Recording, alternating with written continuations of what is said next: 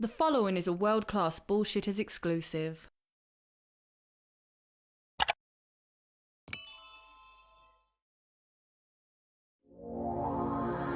The phrase "classics never die" rings truer today than ever before, as some of our great pop culture icons are torn down for no reason.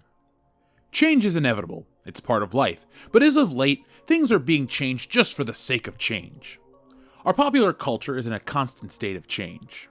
Things are popular, they lose that popularity, and then something steps in to replace them.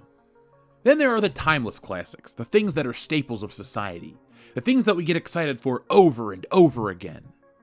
No one tires of a true classic because they resonate with us. They're the stories that we line up to see, even if we've seen them before. They're the characters we root for no matter what. They're the songs we listen to on repeat. Classics never die because the fans will never let them. They become part of the fans' lives. People connect with these things on a deeper level, and when they're altered for no discernible reason, people get upset. Today our classics are constantly being bastardized, but why? The changes tend to be arbitrary and temporary at best, but sometimes after decades of screwing with the formula, the classic becomes unrecognizable and is no longer that classic. Today we're going to talk about why classics matter and how they're making a comeback. Thankfully.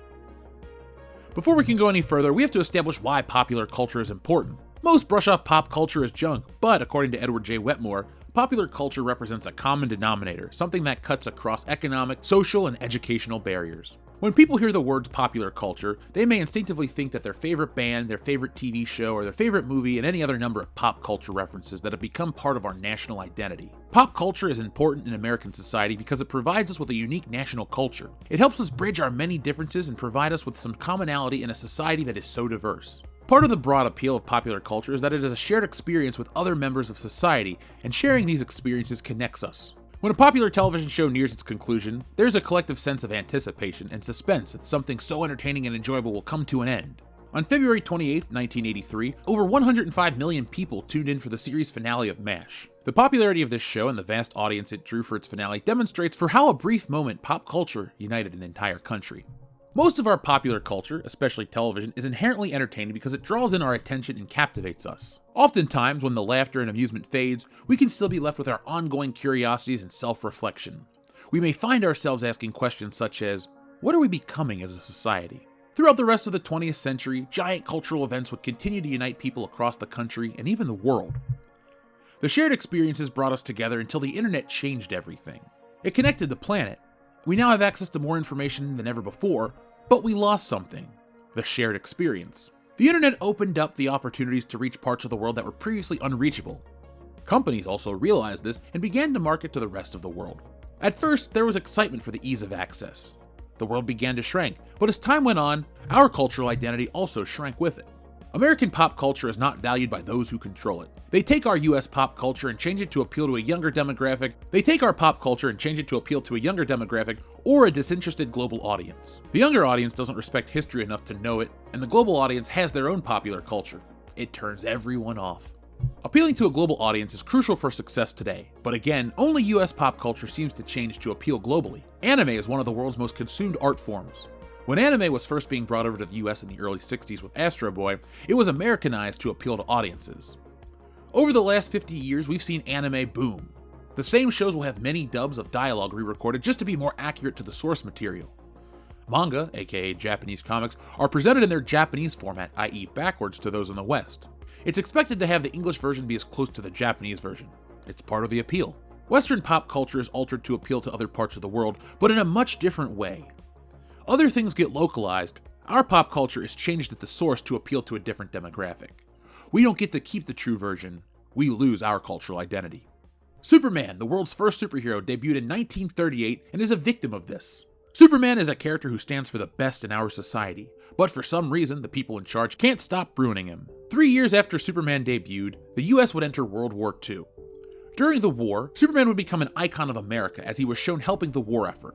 There was even a special issue of Superman created by the US government to help teach illiterate soldiers how to read. After the war, Superman would be one of the titles to survive the post-war decline interest in superhero comics. Superman would go on to be featured in television and radio shows, movie serials, actual serials, and more. No matter the medium, Superman stood for the same values. The phrase truth, justice, and the American way originated in the 1940s radio show, but would remain a part of the character's identity. In 1978, Superman the movie was released. The late 70s was a very tumultuous time for this country. The Vietnam War and Watergate scandal shook American morale to its core. Gone were the idyllic days of yesteryear, replaced by corruption, disgust, and mistrust. While all of this was going on, Superman the movie would hold true to the character's morality and create a film that harkened back to the brighter time in American history. On a budget of $55 million, Superman would gross over $300 million and spawn a successful film franchise. Promotion for the film would feature Superman standing in front of an American flag. The film itself is the first time Superman speaks the phrase, "truth, justice, and the American way." The sequels would feature Superman saving the president and restoring the flag to the roof of the White House as well. A decline in quality would kill the Superman film franchise, but the character still remained strong in other mediums. 1988 brought us another Superman animated series. In 1992, the Death of Superman comic would go on to be one of the biggest sellers of the decade. In 1993, Superman would return to television in Lois and Clark: The Adventures of Superman.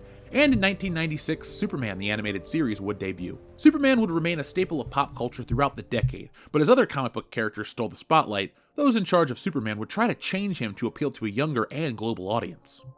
Last year, DC Comics announced that it would be changing Superman's iconic motto from Truth, Justice, and the American Way to Truth, Justice, and a Better Tomorrow. After more than 80 years of holding the USA near and dear, Superman has formally removed America from his mantra. This isn't the first time Superman's creators at DC have done this. In 2011, Superman renounced his American citizenship to become a more globally focused superhero. "I'm tired of having my actions construed as instruments of the United States policy," he says.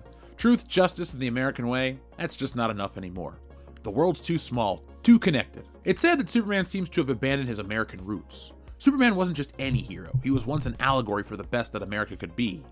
He's the most powerful being on Earth, but he serves as a beacon for truth and justice as he was raised with good American values by his farmer parents from Kansas. In 2022, the iconic phrase "Truth, Justice, and the American Way" has returned to Superman in the animated series Super Sons. This has been well received online, as there is a desire for Superman to return. Not the absentee father, not the one who lets his father die, but the classic American hero. Superman remains a perennial favorite as he makes a cinematic return in Black Adam. The excitement around the character proves that Superman is timeless, but audiences are hoping for the classic version. With Henry Cavill in the role, hope remains high. DC has been forced into this position after years of failure, but if the end result is the classic Superman on screen, it should serve as a sign that a classic never dies. The excitement around Superman is the excitement around the shared experiences and the appreciation for our culture. It goes deeper than just Superman, though. This year also saw the release of Top Gun: Maverick, a film that's been touted by everyone. Maverick is a film that is trying to be nothing more than entertaining. It's not trying to update the classic characters and put them in a situation that is foreign. It put them in a scenario that is familiar to the audience, logical for the characters, and was a huge success at the box office, raking in over $1 billion. One of the reasons why our classic heroes change so much is to appeal to other box offices, to other demographics, and well, Top Gun: Maverick did not open in China, even though there was pressure to change the film to make sure it would appeal to the audience. But that film has proven that you don't need to change a classic character to appeal to a foreign audience. Same thing with Superman. You don't need to change Superman to make him appeal to a modern audience. The modern audience wants the classic Superman. The modern Superman doesn't have an audience. It's a paradox that only one place can fix: DC. Thankfully, they're being forced into it. Hopefully, the end result is good. So now it's time for 3 questions. 1. Are you a fan of Superman? 2. Who is your favorite superhero? 3. Trunks or no trunks? I'll never tell, but I'll be reading your comments down below. People think pop culture isn't that important, but as we said in the video proper, it's part of American culture. It's something that unifies us all, unites us all, and it's important. Things are rough right now. It's a great time of uncertainty, but the classics, the familiarity, it's comforting, it's warming, and it's successful. So if Hollywood and those in charge of these great IPs are smart, they'll take their heads out of their asses and they'll go back to the way things were when they worked, because the audience was always on board. We didn't ask for arbitrary changes. They put those out there because they thought that's what the properties needed for some extra lifeblood. So they changed these characters, these shows, these properties into things that are unrecognizable, and now you're lost. So folks, thank you for watching. I'll be back next week with another long video, but this week's was a little shorter because I was getting everything prepared for the printer for Tits and Art. That's right, folks, that book is already at the printer, the proof has already been approved, which means it's going to get printed and then shipped to me. The campaign closed, but it is still in demand. It's still growing over there. So guys, go grab yourselves a copy. Ladies, grab yourselves a copy too. Tits and Art is for everyone. It's an 11x17 full color book featuring beautiful women, beautiful art, all drawn by me. It's on its way to those who backed it before Christmas, but go ahead and grab a copy because once they're gone, they're gone. It's a limited print run, and I will not be taking this book back to print ever.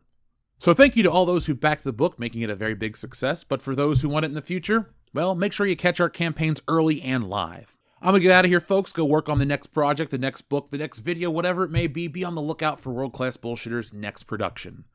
Thank you for watching, but always be smart, be safe, be cool. Oh, and of course, be excellent to each other.